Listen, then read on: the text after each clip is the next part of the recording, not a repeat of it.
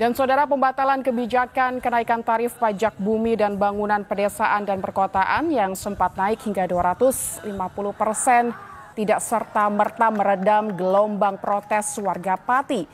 Warga tetap menggelar unjuk rasa menuntut Bupati Pati Sudewo lengser dari jabatannya. Kita akan membahasnya lebih dalam, saudara, bersama Ketua KPPOD Herman N. Suparman lewat sambungan Zoom untuk mengulas lebih lanjut. Selamat pagi, Pak Herman.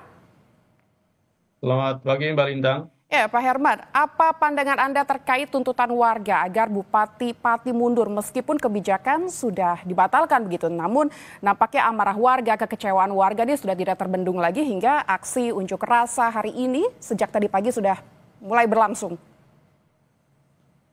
Ya, ini kan satu bentuk tuntutan publik gitu ya terhadap seorang kepala daerah yang itu notabene dipilih langsung oleh warga atau mendapat mandat langsung dari rakyatnya, dan dia mengkhianati gitu ya kepercayaan masyarakat Pati atau warga Pati eh, terkait dengan kebijakan pajak dan retribusi daerah, lebih khusus lagi terkait dengan PBBP 2. Dan bagi kami resistensi dan juga tuntutan mundurnya bupati ini itu masuk akal karena kebijakan yang diambil oleh seorang kepala daerah yang dipilih langsung oleh rakyatnya itu justru menimbulkan beban yang luar biasa terhadap warganya sendiri, gitu ya. Dan bagi kami ini sebetulnya satu sinyal kepada semua kepala daerah, eh, tidak hanya di Pati gitu ya, terhadap semua kepala daerah ketika mereka menyusun sebuah kebijakan publik yang itu berpotensi menambah beban bagi publik, itu semestinya harus memperhatikan apa yang menjadi aspirasi, kebutuhan, dan juga masalah yang dihadapi oleh warganya, gitu ya. Dan dengan kejadian per hari ini, menurut kami ini satu pembelajaran penting, tidak hanya untuk kepala daerah dalam hal ini Bupati Pati, tetapi juga untuk kepala-kepala daerah yang lain, gitu Baik. ya. Karena kalau sebetulnya kita melihat Mbak Lintang, ini kan tindak lanjut dari peraturan daerah terkait dengan pajak dan retribusi daerah ya. Dan Perda pajak dan retribusi di Kabupaten Pati itu sudah diterbitkan awal tahun lalu. Perda nomor 1 tahun 2024 terkait dengan pajak dan retribusi daerah di Pati gitu ya. Dan tahun ini Bupati Pati, Bupati Sadewo itu mengeluarkan sebuah peraturan bupati, gitu ya. Itu adalah turunan teknis dari Perda 1 tahun 2024 yang mengatur eh, tarif dan juga ketentuan NJOP di PBBP 2-nya. Dan kami melihat ketika itu sudah diumumkan publik gitu ya, dan ada resistensi yang luar biasa, itu kan satu tanda bahwa dalam proses penyusunan peraturan bupati tersebut, Bupati Sudewo itu tidak melihat seperti apa aspirasi dan juga seperti apa aspirasi dari masyarakat di Kabupaten Pati, gitu ya. Bayangkan kenaikannya itu kalau kita lihat di pemberitaan media itu sampai 250%. Di tengah kondisi perekonomian yang kita lihat per hari ini, gitu ya, itu seharusnya seorang kepala daerah yang dekat dengan masyarakat seharusnya itu peka gitu ya dengan masalah-masalah yang dialami oleh masyarakatnya, gitu Mbak Lintang. Yang jadi highlight tadi berarti adalah terkait bagaimana ini menjadi alarm begitu, penanda atau pengingat bukan hanya untuk Pati tapi untuk kabupaten lain supaya bupatinya lebih mendengar aspirasi masyarakat dan tidak serta-merta menggulirkan kebijakan begitu. Pak Herman, begini, Bupati Sudewo ini kan baru belum genap 6 bulan menjabat begitu, tapi amarahnya sudah begitu besar, terkumpul hari ini, bahkan sudah tergaungkan dari kemarin dan puncaknya hari ini masyarakat melakukan aksi demo begitu. Apakah Anda melihat ada kekecewaan yang sudah dipupuk sejak awal begitu, bukan hanya serta-merta terkait dengan PBB 250%, karena Bupati Sudewo ini baru menjabat belum genap 6 bulan. Anda melihatnya seperti apa hingga akhirnya kemarahan publik terjadi hari ini?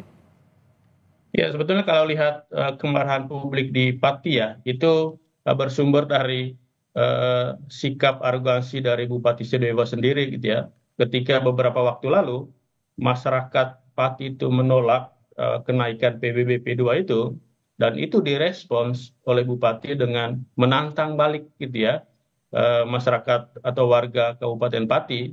Dan bagi kami wajar saja kalau masyarakat yang hari-hari sudah mendapatkan tekanan sosial dan ekonomi yang begitu tinggi marah terhadap seorang kepala daerah yang mereka pilih gitu Mbak. Jadi bagi kami ini sebetulnya satu tanda bahwa ketika seorang kepala daerah itu tidak peka dengan kondisi sosial ekonomi masyarakatnya, ditambah lagi dengan sikap arogansi seperti ini, ya masyarakat pasti marah dan kecewa dengan sikap seorang kepala daerah seperti itu. Dan dalam konteks desentralisasi dan otonomi daerah kan Balintang, kenapa dulu kita mengubah sistem dari sentralisasi ke desentralisasi? Karena harapannya dengan kita mendekatkan negara, dalam hal ini pemerintah daerah dengan masyarakat di daerah, itu bisa mampu mengidentifikasi, mengakomodir, merangkum gitu ya, dan juga menyelesaikan persoalan yang mereka hadapi sehari-hari. Justru ini sebaliknya gitu ya. Ini yang menjadi sumber kekecewaan masyarakat Pati. Dan bagi kami ketika Bupati hadir dengan kearogansian seperti itu, ya publik pasti marah dan menuntut seperti yang kita alami atau kita lihat hari ini, Balintang. Jadi kuncinya adalah merespons bagaimana kekecewaan masyarakat, tidak menanggapi dengan arogansi sehingga itu tidak memupuk kemarahan begitu, kekecewaan yang berlebih hingga jatuhnya aksi demo yang semakin besar, begitu ya Pak Herman. Namun sejauh mana mekanisme pengawasan DPRD dan pihak terkait bekerja dalam mencegah kebijakan yang dinilai memberatkan warga? Karena kalau kita lihat sesungguhnya sebuah kebijakan itu kan pasti melalui mekanisme dan berbagai proses begitu. Bagaimana fungsi-fungsi di sekeliling bupati ini bergerak, bekerja untuk akhirnya sebuah kebijakan ini bisa ditelurkan. Iya, sebetulnya kalau kita lihat unsur pengawasan dari DPRD gitu ya dalam proses pembahasan Perda gitu ya, Perda 1 tahun 2024 itu kan sebetulnya sudah berjalan dalam pengertian bahwa kalau dari catatan kami terhadap Perda pajak dan retribusi daerah Kabupaten Pati itu sebetulnya sesuai dengan peraturan perundang-undangan gitu ya. Misalnya khusus untuk PBBP 2, ketentuan tarifnya itu sudah sesuai sebetulnya. Dalam hal ini dia menetapkan tarifnya itu di dalam Undang-Undang Hubungan Keuangan Pusat dan Daerah itu batas maksimalnya kan 5% gitu ya. Nah di Pati melalui Perda itu menetapkannya itu dengan 2 kategori. 0,1% itu untuk NJOP di bawah 1 miliar, sementara di atas 1 miliar itu 0,2. Tetapi yang jadi catatan besarnya kan sekarang itu di ketentuan terkait dengan nilai NJOP-nya Balintang. Dan ini menjadi ranahnya kepala daerah untuk menentukan itu. Dan bagi kami, ketika dia mengatur atau merancang NJOP itu, seharusnya gitu ya, seharusnya itu harus mendengar stakeholders dalam hal ini, terutama gitu ya, publik yang akan mendapatkan beban dari kebijakan itu. Dan ketika sekarang sudah ada resistensi seperti ini, bagi kami wajib hukumnya DPRD di Kabupaten Pati itu untuk memanggil meminta pertanggungjawaban dari Bupati Sudewo itu. Baik. Itu pengawasan dari sisi dimensi horizontalnya gitu Mbak ya. Baik Pak Herman, kita tahan sejenak karena saya akan memanggil jurnalis Kompas TV di Pati, Jawa Tengah, ada Desi rekan saya untuk berbincang dengan salah satu warga terkait dengan aspirasinya, terkait dengan tuntutannya hari ini untuk melengsarkan Bupati Pati Sudewo. Silakan.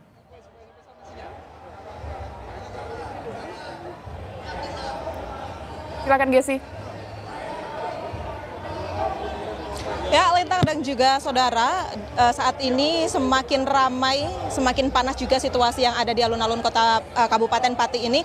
Dan saat ini Lintang dan juga saudara bisa Anda saksikan saya ini bersama salah satu orator ya Pak ya, tadinya menyampaikan orasi secara percaya diri dan juga mendukung penuh masyarakat atau massa dari Pati ini untuk memberikan unjuk rasa begitu ya kepada pemimpinnya. Pak, apa ini Pak yang menjadi landasan kok Bapak ini dari Surabaya tadi ya Pak ya, jauh-jauh hadir ke sini untuk mendukung masyarakat Pati Pak?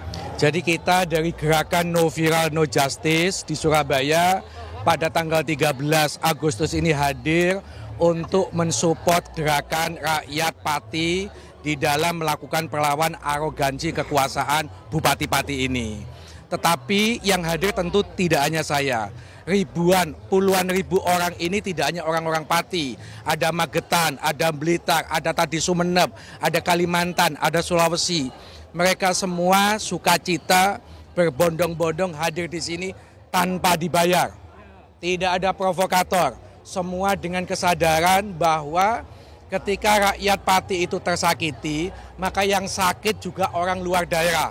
Makanya ini untuk pertama kalinya ada gerakan rakyat yang bermasalah itu Pati, tapi supportnya itu dari luar Pati banyak.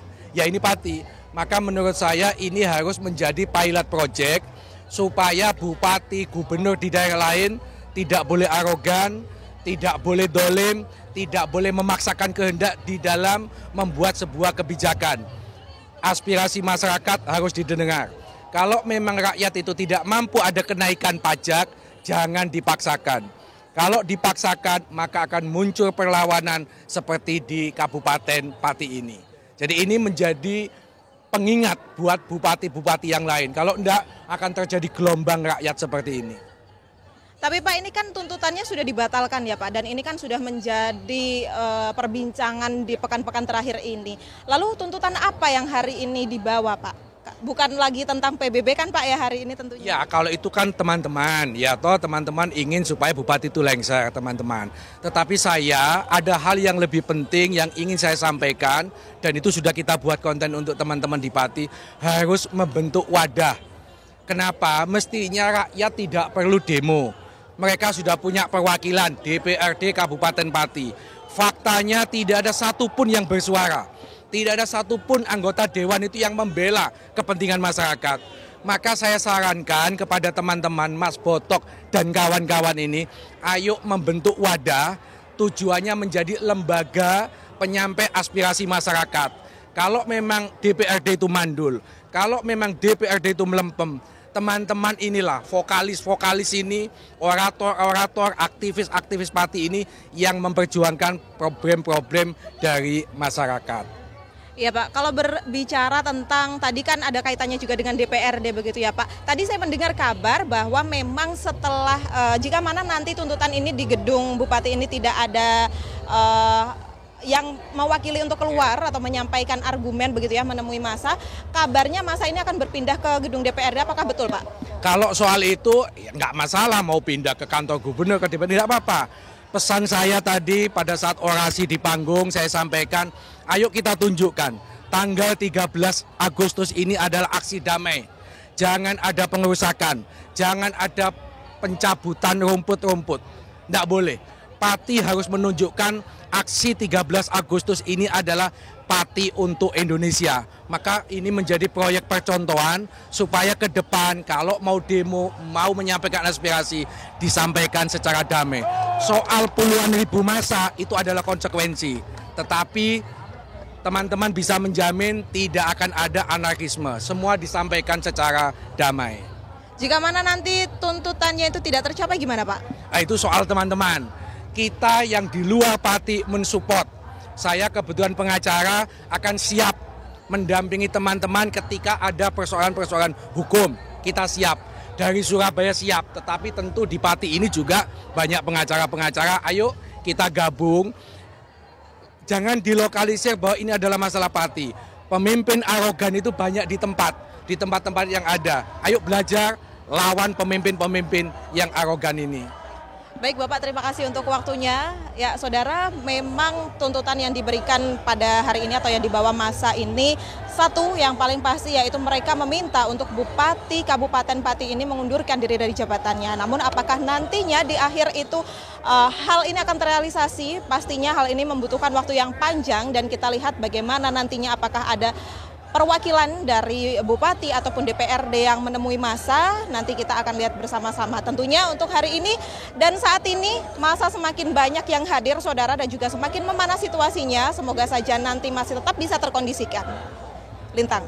Baik, Gesi, dari Pati Jawa Tengah tadi sudah mendengar aspirasi warga, salah satunya adalah terkait dengan bukan hanya sekedar pelengseran Bupati Pati, tapi lebih dari itu untuk menyoroti kinerja DPRD. Terima kasih, Gesi. Kita akan kembali ke Pak Herman. Pak Herman masih bersama saya? siap Mbak Lintang. Ya, Pak Herman, tadi yang disoroti oleh salah satu warga Pati adalah, itu tadi yang sudah saya sebutkan, bahwa ini bukan sekedar tuntutan pelengseran Bupati Pati Sudewo, tapi juga kinerja DPRD salah satunya, bagaimana selama ini terkesan melempem begitu, tidak mengawal kebijakan yang dilakukan oleh Bupati. Bagaimana menanggapi ini? Apakah memang tidak ada ruang diskusi, ruang publik begitu dengan DPRD? Seperti apa Anda menyoroti kerja DPRD ini? Ya, betul.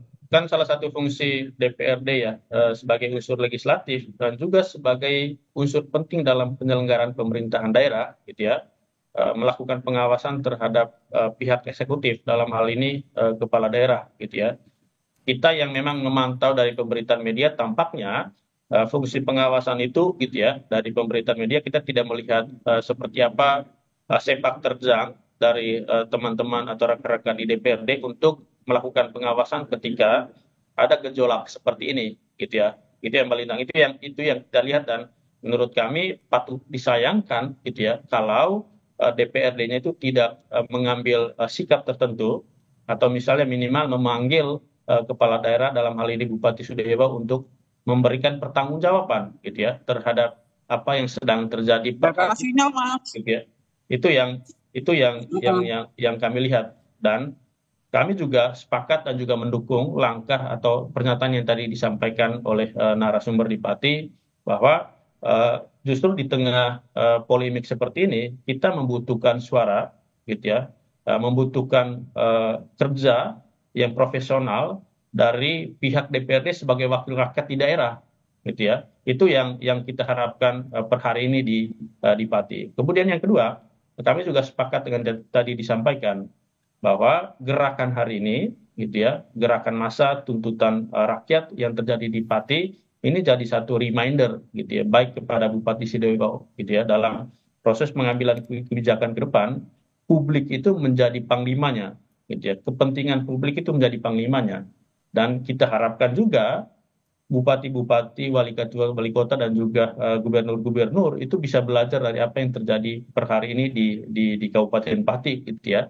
Karena Malintang, kalau kita lihat di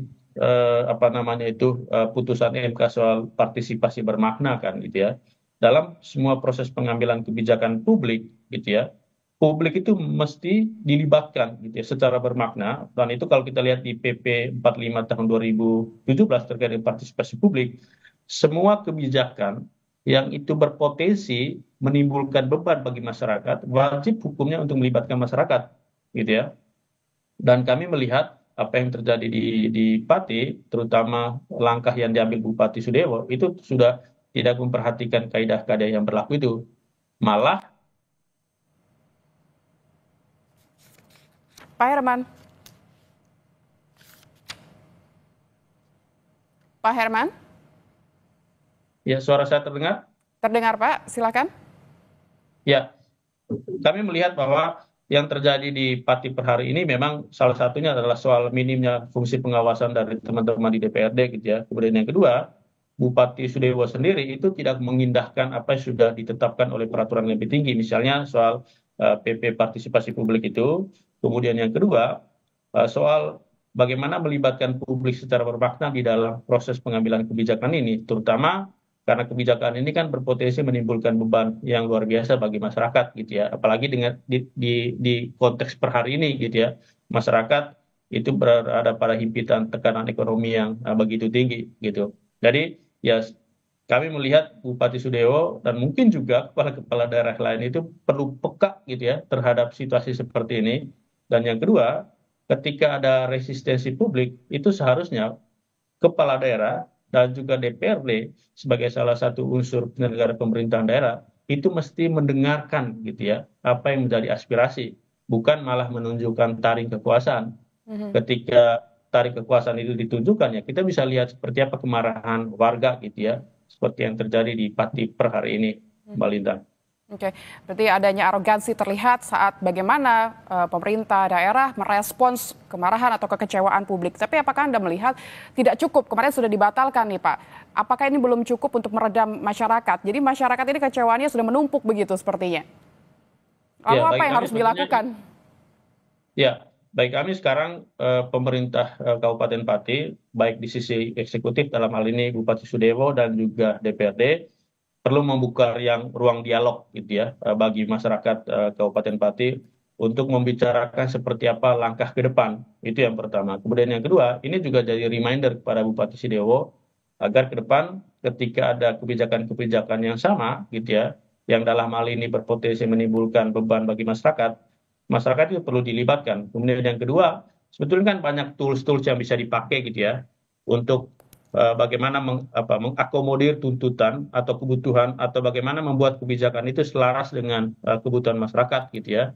Dan di dalam peraturan yang lebih tinggi, baik itu di Undang-Undang Pembentukan Peraturan Perundang-undangan dan juga peraturan-peraturan yang lain gitu ya, bisa menggunakan metode-metode yang bisa memberikan akses yang seluas-luasnya bagi masyarakat, terutama kelompok-kelompok rentan, Mbak Lintang gitu ya. Itu yang kami lihat. Kemudian yang kedua, kita juga sebetulnya mengharapkan gitu ya respons atau intervensi dari pemerintahan yang lebih tinggi gitu ya, terutama dari pemerintah Provinsi Jawa Tengah dan juga Kementerian Dalam Negeri. Kan yang terjadi sekarang itu antara kepala daerah dengan warganya gitu ya. Kita juga sebetulnya membutuhkan penengah nih dalam hal ini gubernur sebagai wakil pemerintah pusat di daerah dan juga Kementerian Dalam Negeri untuk menyelesaikan persoalan seperti ini gitu ya. Karena jangan sampai ini berlarut-larut itu bisa merugikan pembangunan di Pati sendiri gitu ya. Karena masyarakat yang butuh kerja dan juga pemerintah perlu kerja. Karena itu kita juga butuh intervensi dari pemerintahan yang lebih tinggi dalam hal ini Gubernur Jawa Tengah dan juga Menteri Dalam Negeri, Pak. Berbicara pemerintah provinsi, saya mendapat informasi Wakil Gubernur Jawa Tengah Taji Yassin Maimun merestui warga Pati untuk menggelar demo besar-besaran. Meski begitu, diingatkan untuk agar warga Pati tak berlaku anarkis saat aksi. Bagaimana Anda melihatnya, Pak Herman, untuk respon yang didapat dari pemerintah provinsi mengawal demo hari ini? Ya tentu sikap seperti itu sebetulnya biasa dalam pengertian bahwa demonstrasi itu kan hak warga negara gitu ya untuk menyatakan pendapat, dan demonstrasi itu salah satu bentuk untuk menyampaikan pendapat gitu ya, dan itu perlu diberi ruang. Dan menurut kami tidak hanya mempersilahkan atau merestui gerakan seperti ini, tetapi juga kita perlu intervensi yang proaktif dari pemerintahan Jawa Tengah untuk turun menyelesaikan persoalan antara Bupati Sudewo dengan warganya gitu ya, karena tuntutannya kan yang tidak biasa gitu ya, tuntutan mundur gitu ya, dan dalam hal ini menurut kami kepala daerah yang dipilih langsung itu sudah tidak mendapatkan kepercayaan. Karena itu kita membutuhkan intervensi dari pemerintahan yang lebih tinggi gitu ya, dalam hal ini Gubernur Jawa Tengah atau dari pemerintahan pusat, dalam hal ini Kementerian Dalam Negeri, Mbak Lintang. Pak Herman, berbicara kepercayaan begitu yang sudah tercoreng, apa langkah yang seharusnya diambil Bupati Pati dalam waktu dekat untuk memulihkan kepercayaan masyarakat? Meski kita tahu bersama ini pasti butuh waktu begitu, tapi setidaknya apa yang bisa dilakukan oleh Bupati dalam hal untuk mengembalikan kepercayaan masyarakat terhadap kepemimpinannya? Ya, untuk jangka pendek gitu ya, kami kira Bupati Sudewo itu bisa membuka ruang dialog, terutama untuk tokoh-tokoh masyarakat, mulai dari DPRD, kemudian unsur pemerintahan daerah, kemudian level pemerintahan yang paling bawah gitu ya, mulai dari pemerintah desa sampai level RT RW untuk membuka ruang dialog itu, Mbak, gitu ya. Karena dengan menghadirkan tokoh-tokoh masyarakat ini, menurut kami ini satu bentuk